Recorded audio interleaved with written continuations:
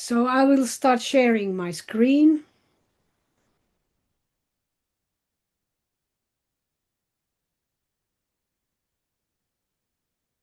I think yeah. So the topic is Canvas essentials for mentors. Some key technical features to learn first. And as you hopefully remember, last time we were focusing on the pedagogical use of a Canvas. Onesmo already answered in the discussion board and made a summary of his team. I hope all the other teams will also send their summaries to the discussion board. Thank you, Onesmo, for being active. All right. So, like last time we were discussing, you are all quite familiar with Canvas as a student. You know the structure, you know that there is the course homepage. The course homepage, you can choose among different pages which one is the home page. The home page can also be the module structure. So, and you can even change it in during the course.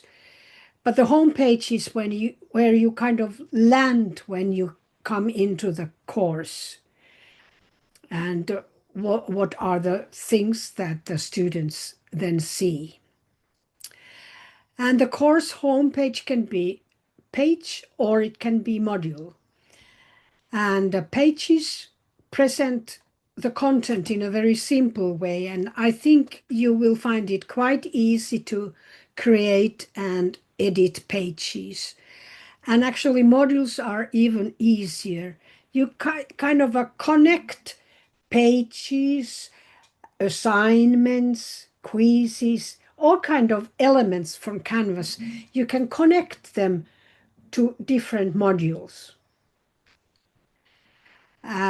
Then those modules, also pages, they can be published or they can be unpublished. So you, for example, when we were doing the training for you, the intensive training in in the beginning of the year, we had a lot of modules, but we didn't show you all of them at once. So we opened them, and it makes it much easier for students to follow, so that there is not all the material available for them in the beginning of a course. All right, then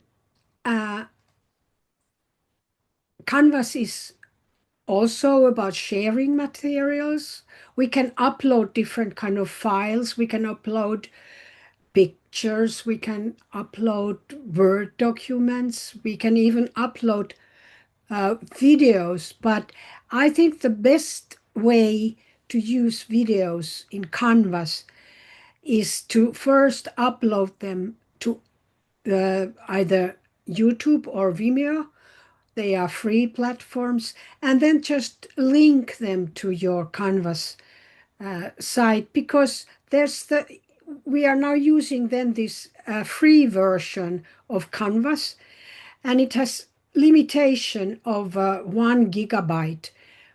So you can't use more disk space than a gigabyte, which is quite uh, enough if you don't upload videos, but just use the links.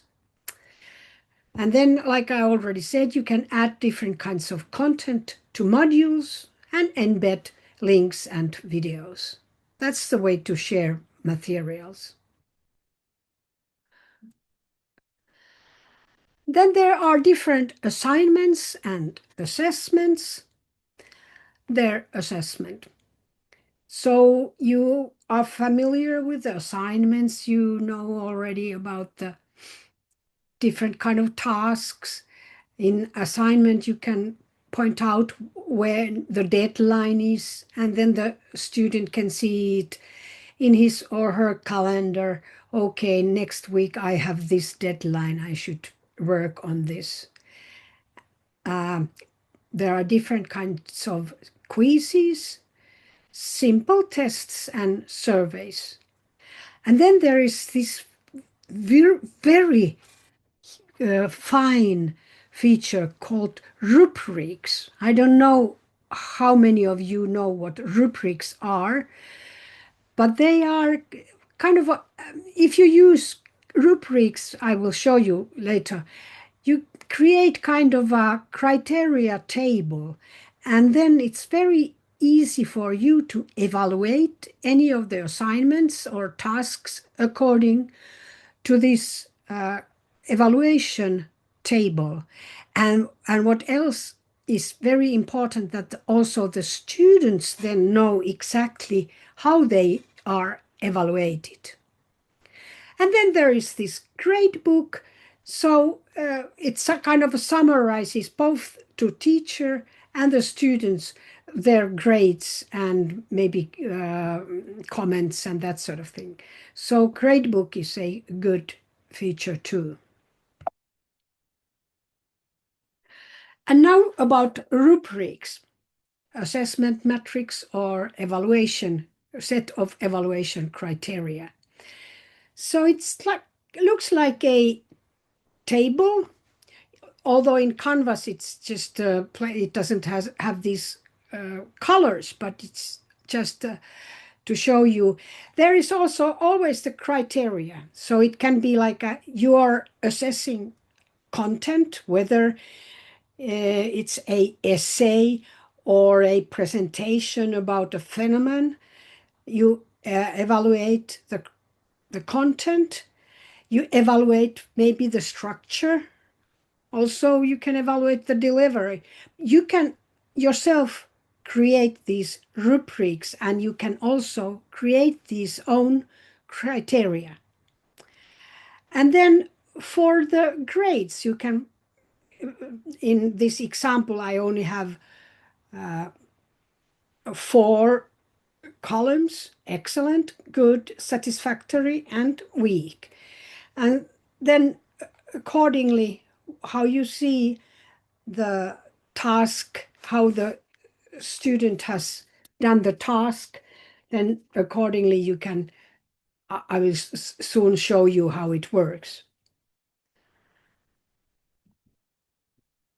Then, of course, Canvas is also communication and feedback platform. We can send announcements, for example, sharing updates, and you probably have seen me sending, and also I know, announcements to you. If you have, I think you don't even need to check this in your settings. I think it automatically sends the announcements to your email.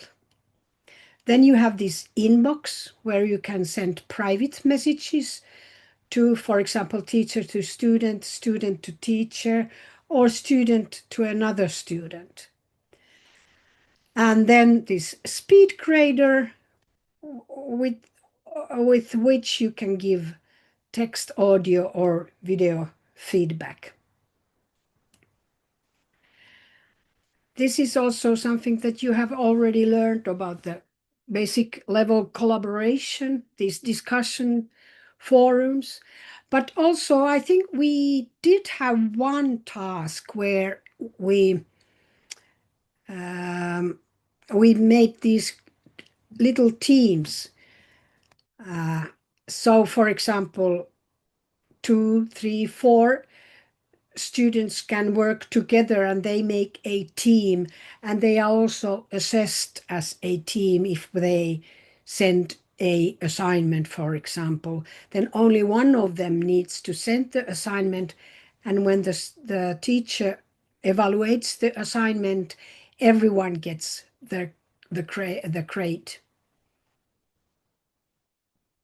So when you master these essentials, it helps you to build a clear and structured courses, share and organize learning materials, provide meaningful feedback, and support collaboration and interaction. And then we will start with Canvas free version. And most of you have already uh, enrolled to the sandbox course. There are still few missing. I've been trying to um, resend the invitation, but there are still some missing. If some of you can't access the sandbox yet, we can try to work on it while others are doing the hands-on exercises. But yes, this k12.instructure.com leads you to this free Canvas K12 version. And this is something that you already know. So you go to this site and you can either log in with your existing account or create another account. And then it asks when if you, for example, create a new account, it asks whether you are a teacher or you want to be the account for a teacher, for a student, but also parents can assign to Canvas. I know the situation in Tanzania, not very many parents have access to internet and laptops, but in few years there will be more and more also parents who are able to access it. And so then you can, for example, use this as a communication platform with the parents. And now the dashboard, what you can see from there, let's go to the dashboard. There is dashboard. You can see your different courses. You can see calendar. You can see inbox, also history. And then there is very interesting piece of button called Commons. Creative Commons should be quite familiar for you. Maybe I'll remind you that it means, for example, learning materials. Where did I hide myself? Learning materials for to be shared. Now this, I lost my, okay, I think I have to go there.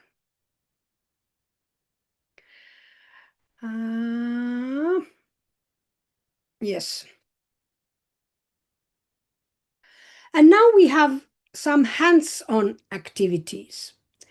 I will first show you how to do it, and then all of you who already have the sandbox, so that you can see the sandbox, you can start making this page. And if there's somebody who doesn't, please tell me, let me know that you need help. And let's go to sandbox, which it was, no, it was the other one. I have so many windows open, so it's sometimes a bit complicated. All right, I have my module here, as many of you have already. And now it is published. All of you can see it, but now when we are all teachers, you can also see all these unpublished modules. But if you were logged in as a student, you wouldn't see, for example, Matthew's module, but you would see my module. Now I can create pages in different ways. I can either go to these pages and then click on plus page, but I can also do it from my module and click plus, and then what do I want to do? Do I want to create an assignment, quiz, file, or page? In this case, I would choose the page. but I will go to here and show you. So, page. So first you create a title for your page. And in this case, it could be, for example, very simple, Eva's page. All right. Then here you can add any content.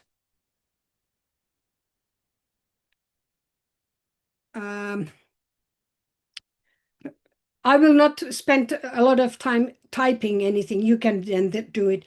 Type some text here.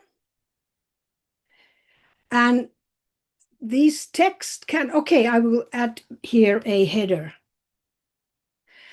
And I activate header. I go here to where it says paragraph, but I will choose it to be heading. This is paragraph, but of course I can also change the font size for my paragraph if I need to. I can make bold, italic, underlined, and I can also change the color for any of the characters. And I think these symbols are quite easy to understand. I will now upload a image from my computer. I hope I find easily. Not that one. Okay, I will take Antis and my picture. Now when you add a picture, it's not, you can't just submit this picture to your page. You need to describe the picture in alt text. I don't know if you remember what this alternative text means, but it's very, very, very important, especially now that you are dealing with disabled students, especially the ones with low vision, because they can't see the picture. You should describe the picture here. Eva and Antti standing. So instead of seeing the picture, they can read that it's what the picture is about. And then I will submit it.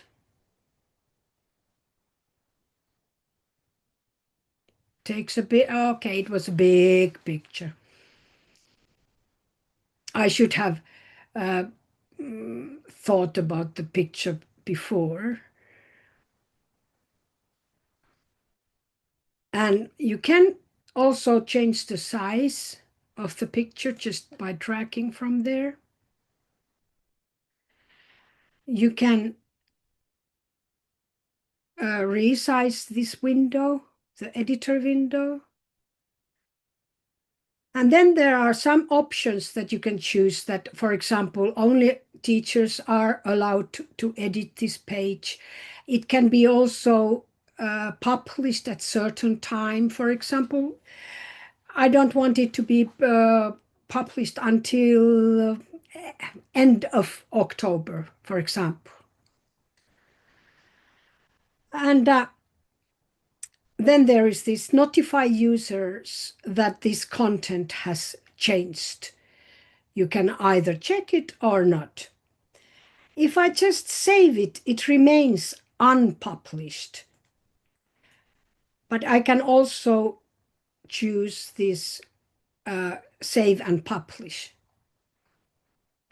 So now I have I have a header, I have some text, and I have an image. And I will still edit it a little bit. I will add here, for example, a link from internet. And now that we are working with FSC. So I will now type just when you type the link address and then you, for example, press enter or space, it automatically makes it a link. But you can also edit or remove or do different things from here for your link. Now, what it says, look here, this is also about accessibility. Now it warns me. There is one warning, and if I click on it, it says that the link color, the contrast between background and the link color is not adequate. So I have to make it a little bit darker, and now it says, now it's the contrast is enough, and now I can apply. And yes, now my accessibility checker approved my page. So every time you see something here, you should react to it and make your page accessible to everyone. Now I will save and publish this. And it is now visible to everyone, but it's just one of these pages. So it might be difficult to find. So what I will now do, I will touch it, add it to my module. So I will click on this plus sign. It was a page, and now it recognizes all the pages, and there was this Eva's page. Fortunately, there is not very many pages yet, so it's easy to find it. Now I add this, and as you can see, it's one of my items underneath my module.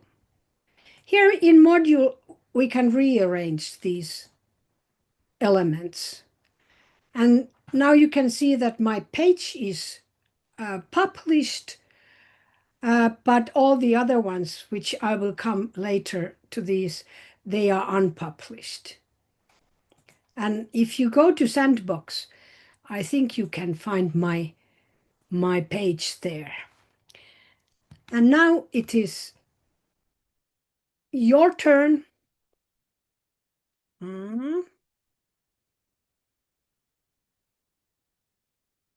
So create a page and name it with your own name.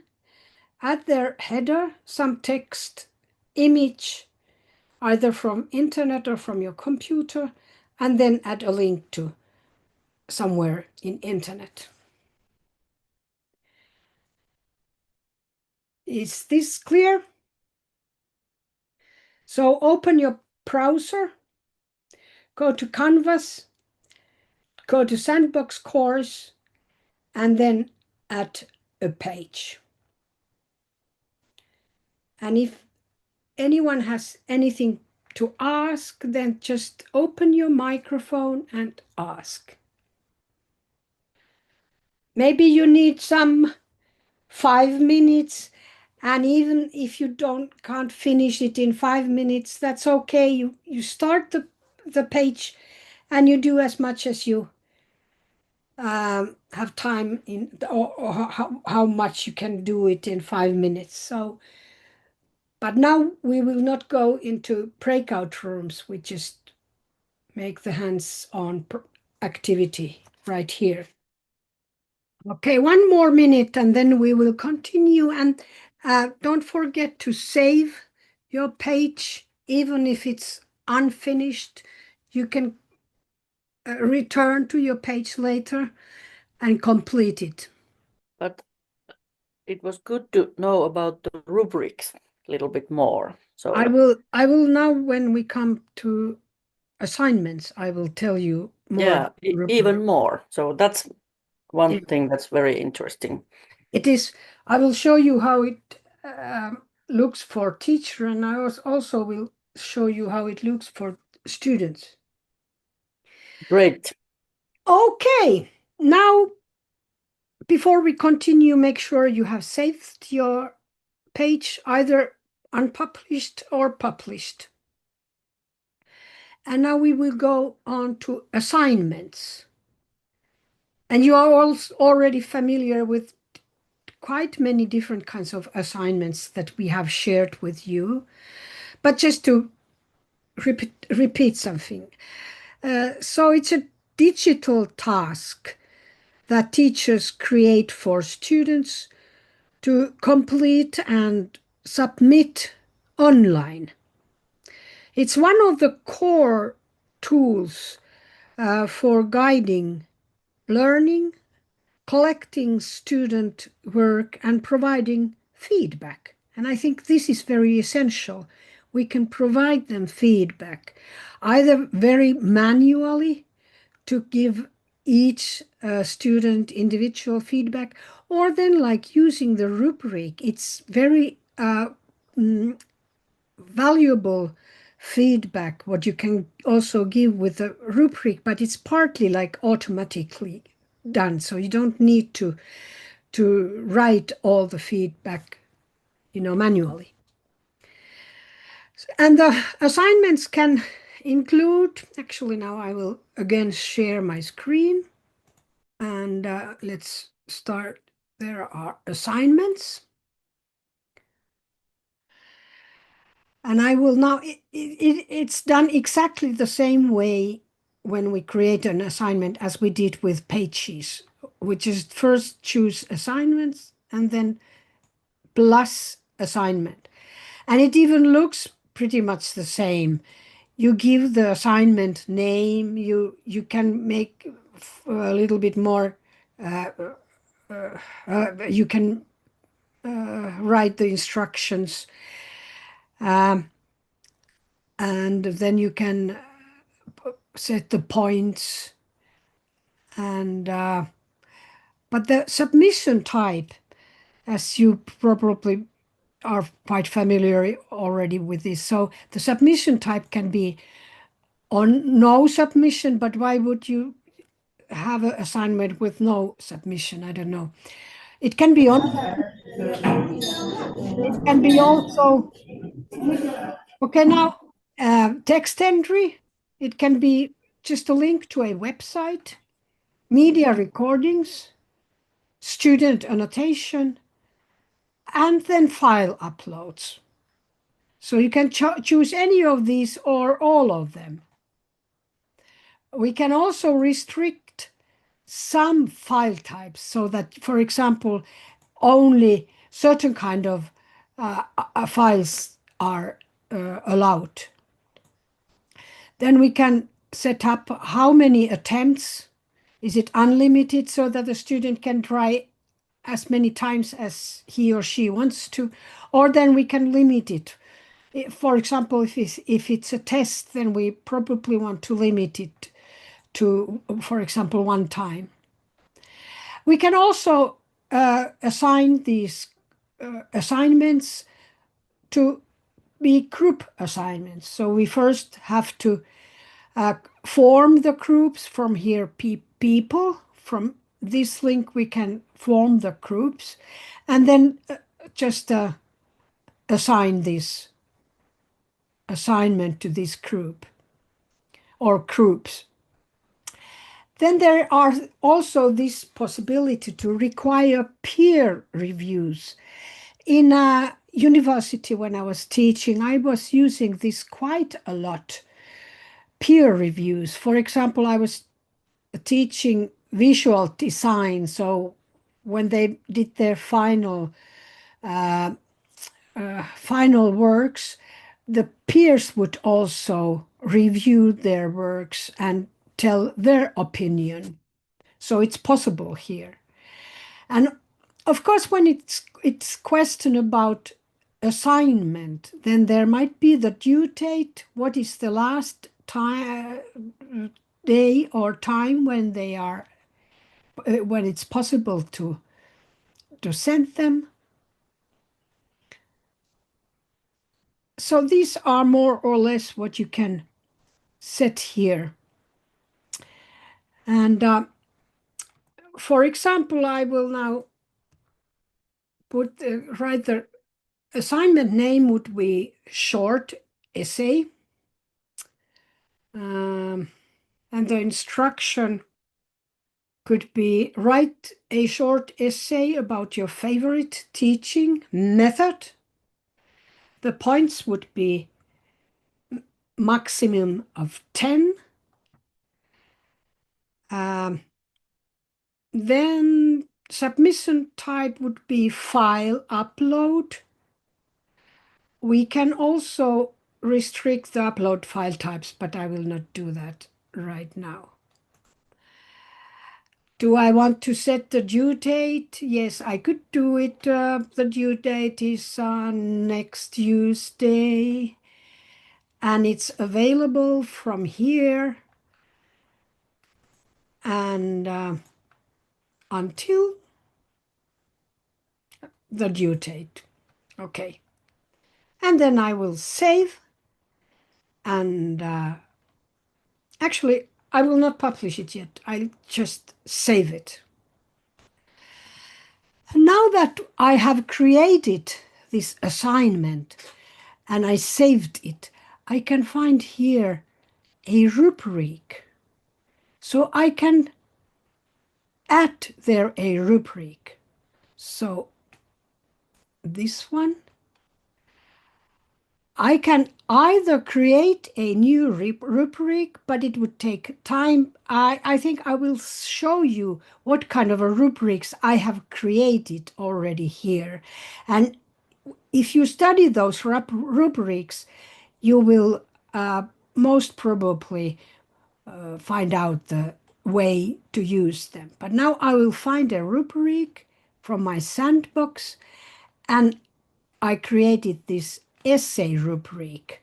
You can see partly what it has here, but you will see it more clearly when I click this, use this rubric. But anyway, I can from here see what existing rubric could be good for this. But I created this rubric specially for essays. Use this rubric. And now I can see this essay rubric. So there are the criteria, content and ideas, organization and structure, language and mechanics, and then the ratings. Excellent, good, satisfactory, and needs improvement. So you can use any text here. All right, now I will view this as student. So this is a very handy feature. View as student. But now, oh no, access denied. I can't see it. Yeah. Can anyone guess why me as a student can't see the assignment?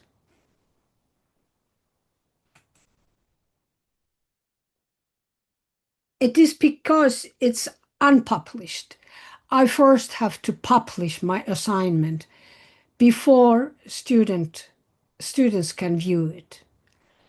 And now I click on view as student, and now student can read the homework, write a short essay about your favorite teaching method, and then he or she can also see all the uh, evaluation criteria.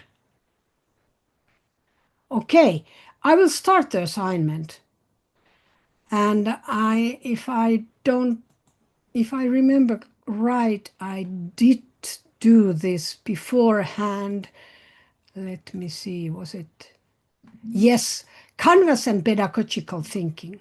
Oh, no, maybe it was my favorite teaching method it was. Yes. Open. So now I can see that my file is uploaded here. I could also choose text entry, or I could have it in my Google Drive or Office, but I think this is maybe the easiest. I can also add a comment here.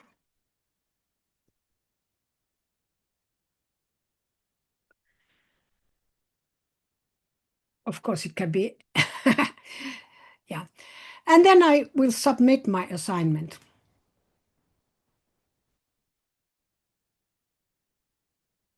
All right, now it tells me that I submitted it. Now I will leave student view and become a teacher again. And I will go to speed grader. This speed grader will show me all the submissions.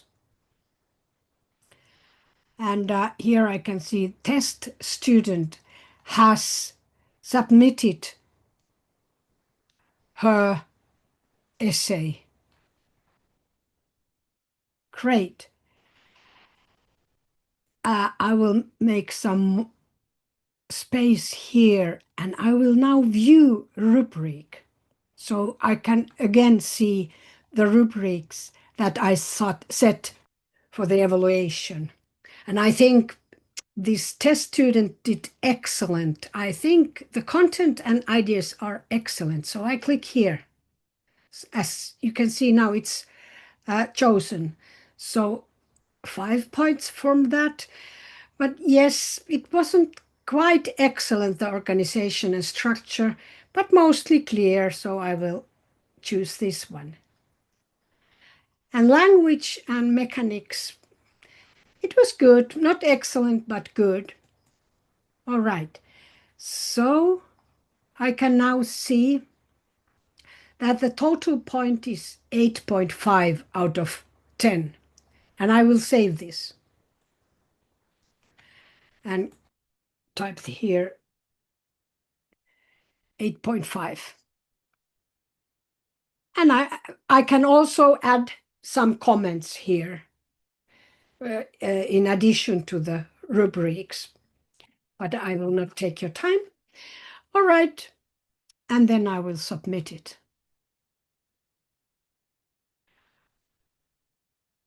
Okay. Then I will again leave the student view. Let's go here. No, I left the teacher view and go and view again as a student. So now you can see that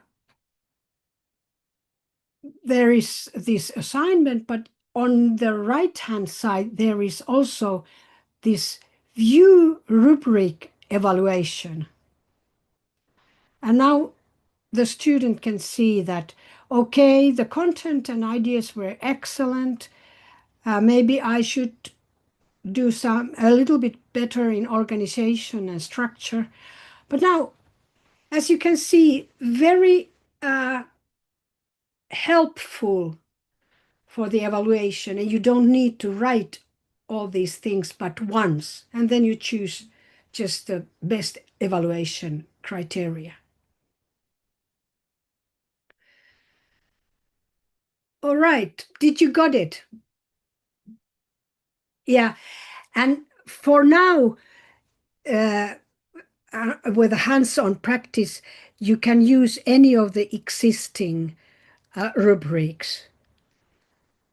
But then later on, you might want to also create your own rubrics.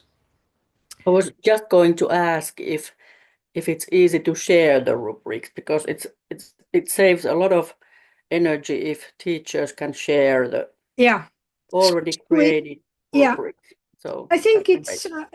it is possible to share the rubrics between the courses too. At least you can Great. copy paste. That's good. Yeah. So now what I did, I showed you how I created the assignment. And in this hands-on activity, I didn't write that add the rubric there too, but I think it would be good if you chose one of the rubrics. So again, maybe this time you need a little bit more time, um, maybe 8 minutes. You can see, for some, Onesmo, doesn't Onesmo count asked, has a question in chat. in chat. Yeah. Uh, how can I edit grading marks to a student if I need to do that? Do you, Onesmo, do you mean the rubric or some existing marks so that you have already graded a student and then you need to change it? Did you mean that? Yes. All right. Um, let's see. Now I am here as a teacher. I go to speed grader and for some reason it doesn't now show I did grade, but even if there was existing grade here, I could just erase it and change it, for example. Okay, she did pretty good. Maybe I give her 9. It might be that I was using comma and not dot. Let me check if it needs to be a dot, not a comma, because it didn't save the grade. But anyway, you can always come back here and change this grade. All right.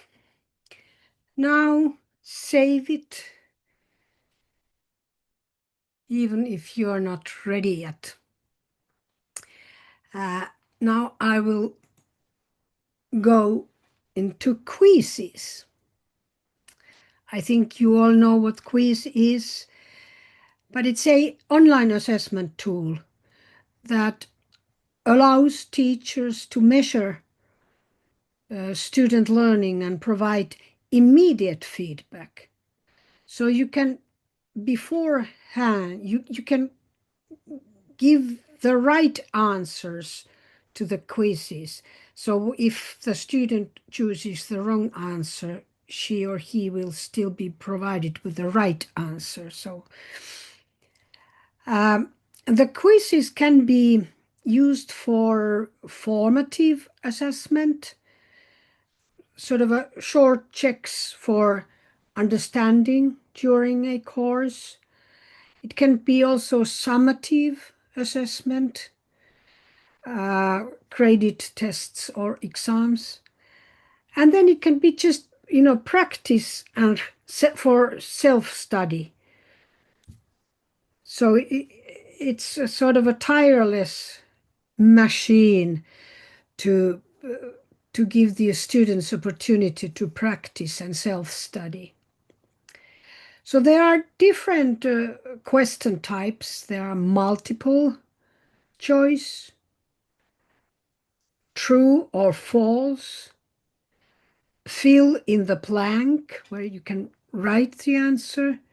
It can be even essay, and so very many different kind of quizzes. And then there is a possibility to choose the automatic grading for many question types. Of course, for multiple choice or true and false type of questions, it automatically grades the quizzes. Also, with quizzes, you can limit the attempts. You can randomize the questions or answers. You can, for example, have 50 questions and then it just randomizes, like using 30 questions for one student and some other 30 questions for another student. And then it, of course, has the integration to gradebook too. And and how to create them. Let's again share.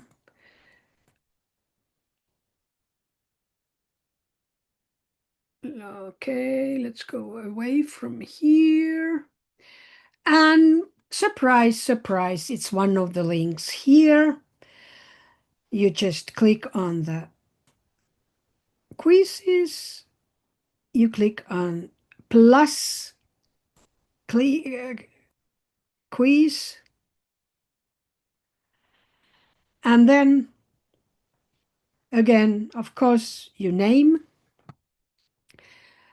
the quiz, for example, like teaching basics. And then I have some instructions. Answer the following short questions about teaching and learning. And now you can see that there are another tab.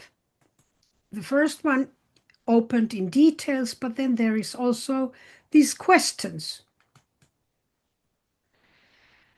And now I can add new question. And it will be a multiple choice. And I can name the question, for example, student-centered.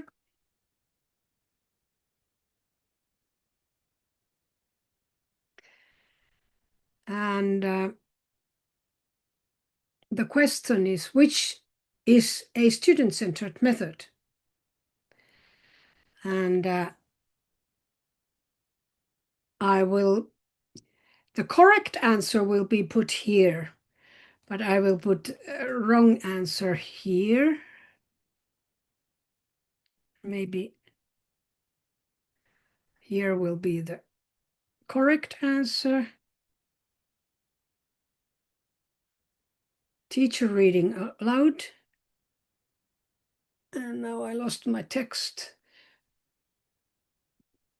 here. Dictation exercise. All right. And you would answer group discussion. That's the student-centered. Then we can add new questions, but we first have to update the question and save.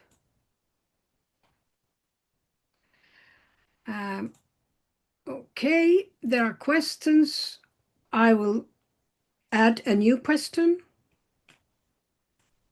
And this time I just want true or false. And the statement is Canvas can be used to give feedback to students. And yes,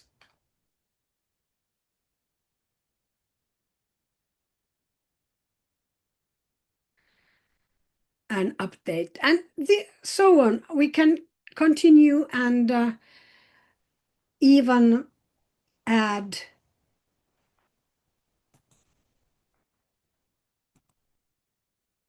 an essay question.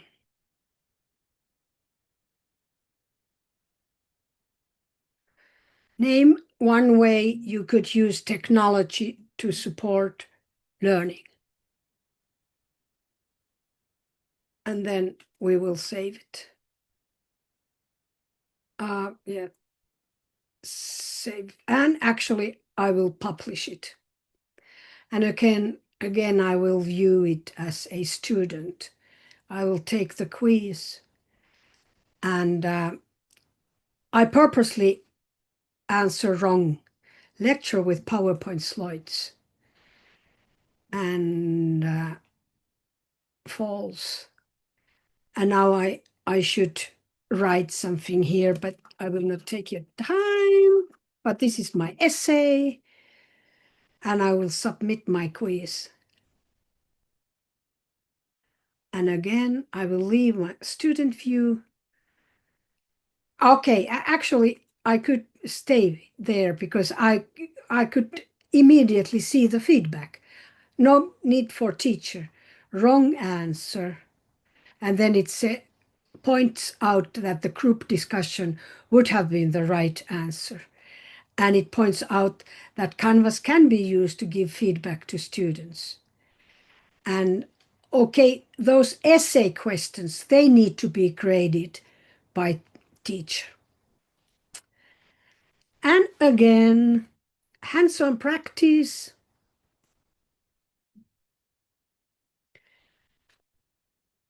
And of course, you can create your own questions. You don't need to use my questions and answers.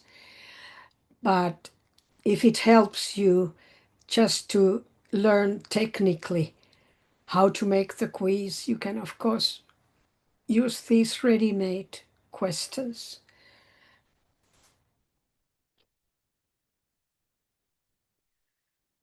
Um, just for your information, from our timetable, as you know, you can always find the materials that we are using. So from here, you can see, browse the PowerPoint about Canvas Essentials. So there is everything I've told you today and a little bit uh, more instructions how to do these things.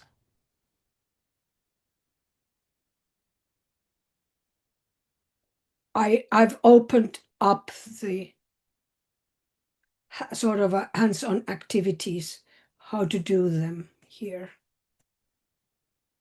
So if you don't remember everything, of course, there will be the recording available for you, but also the PowerPoint with all the instructions. Okay, I think we will move on just a little bit. And hands-on activity is about the module. So now that you have created a page, an assignment, and a quiz, you can now go to your module and then from here you can find, for example, I will not add Flavian's assignment to my module, but you can find these assignments which are already there. If it was a page that you were adding, you can easily find your own page here. And quizzes too. Now there are many unnamed quizzes, so that's might be a problem. So when you can go still back to your quiz and name it, so that otherwise it will be very difficult to find your own quiz from here. And then add those to your module, and then like you saw me doing, you can drag them and reorder your pages, assignments, quizzes. And then what you can also do is indent any of these elements. For example, I will add indent to my rubric assignment. So it will be a little bit indented. So for example, if this assignment belonged to my page. So it will be kind of helpful for the students to see, okay, this is under this. So the hierarchy is easily seen when you use this indent. We still have some 13 minutes left. And now I will stop sharing. And now we have to discuss about how to use this canvas now. The idea we had with Aino was that you would form teams in your school. Either it can be one mentor group with 5 mentors, or for example, in Patandi, now that you have also Vitus and Onesmo plus 5 uh, so you have seven. So you could form like two teams at least, four and three uh, teachers. Of course, Onesma and Vitus are also teachers. So uh, and now you should together decide the teams and then a topic.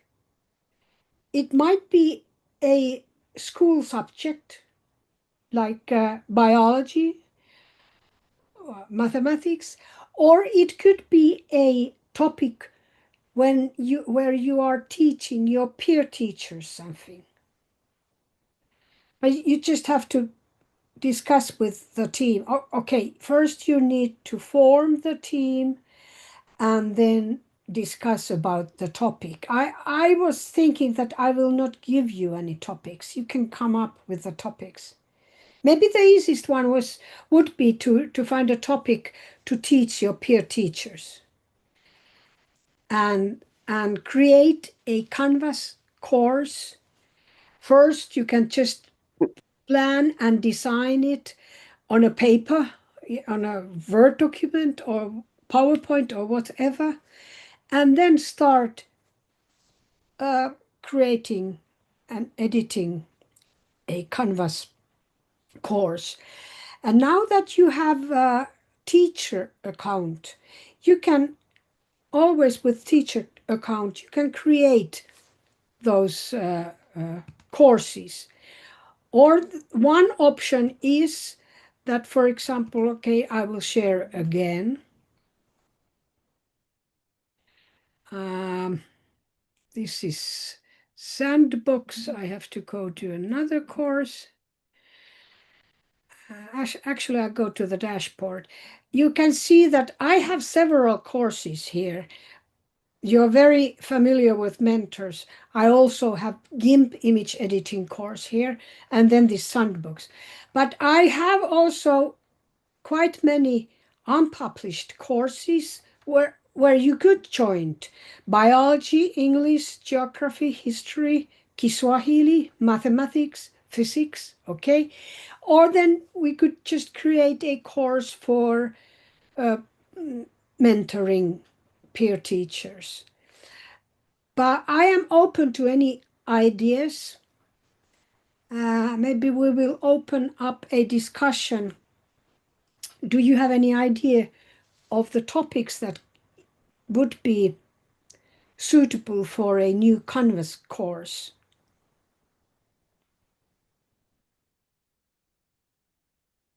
Now you can open the microphones and say in what do you think?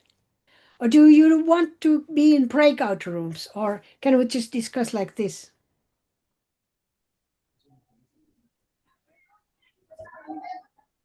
Yeah, Samuel. No, yeah. Okay, thank you, Mama. For me, I'm thinking maybe we can focus on our action plan for the training. For instance, here in Temi Secondary School, in this month of October, we are focusing in the use of artificial intelligence. So I think if we can organize the the course depending on the action plan, it can be simple for us to make a good follow-up. Thank you. Okay, so your topic would be, for example, using artificial intelligence in teaching and learning. Okay, so then you could create this AI course. And if you need any help, I will, of course, assist you. Would you, all four of you, join that? You would jointly make the Infemi. Yeah. Yeah, four is, I think it's a good team. And then you just need to find right time to work together and make some sort of a plan. Uh, Next time when we see, we will talk about these strategies. I hope I can kind of understand the strategy. So you have some maybe 1 month at least to plan. The course doesn't have to be finished, completely done in Canvas, but as much as you can. And then when it's time, you will present us. Let me see. What was the timetable for this? Uh,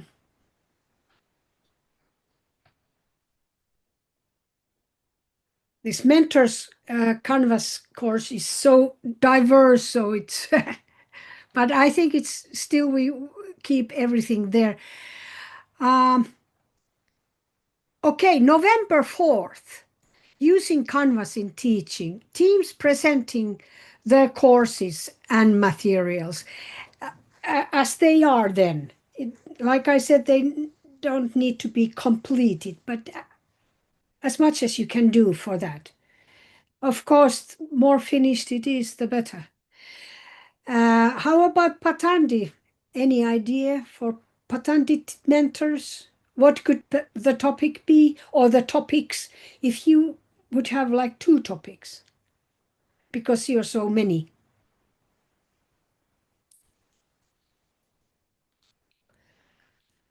Who would be the leader in Patandi who takes care that there will be two teams working on those topics?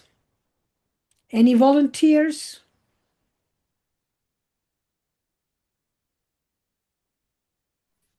Pardon, may you repeat?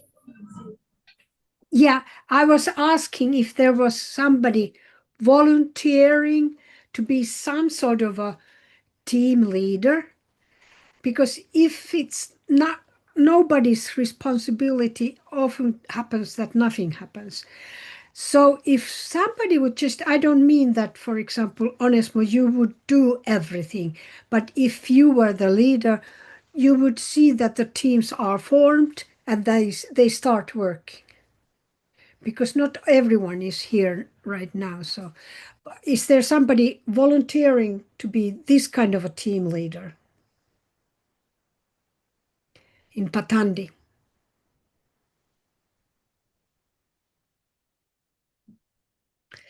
And then in Meru, Rehema and Sunday, I hope you can also find a suitable topic that you could start working on the Canvas site. So this is just the beginning. Now you kind of know what is possible to do in Canvas, and you start planning on doing it. We even might include it in our training in February to complete the Canvas course. But the more material you have in hand, ready-made material and ideas and the structure of the Canvas site and assignments, and that's so the better. Then we can work together. But if we start from the scratch, there's not a lot that we have time to do in 5 days, because there are also other issues than just this Canvas. This is just one part of the training.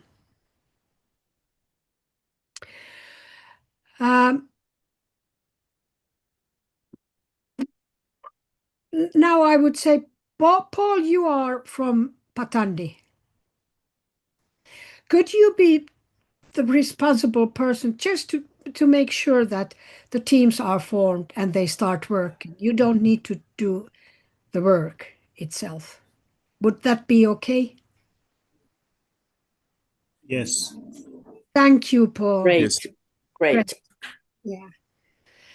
And so you have 4 weeks time, and then you will present what the teams, the actually 4 teams, Meru team, Themi team, and 2 Patandi teams. All right, great. And I hope you feel that you're kind of a comfortable with Canvas now. Feel free to explore Canvas, make those. It's actually quite easy to learn. And you can make mistakes, it's not a problem. It's good to practice in the sandbox. Yeah, it is. Great. And you can use those rubrics that I've made. And if you feel like it, then that making rubrics could be one topic, what we then maybe in January when we continue after the Christmas break, then we could try. And actually, in our timetable, there is flexibility because we have reserved 2nd of December for training too, but it's the topic is empty and it's in purposely done so that if we have something very important, we can then have it there. All right. It was great to see you again. Have a nice week there. Love you. Asante sana, kwaheri. Bye, Eri. Bye. Bye.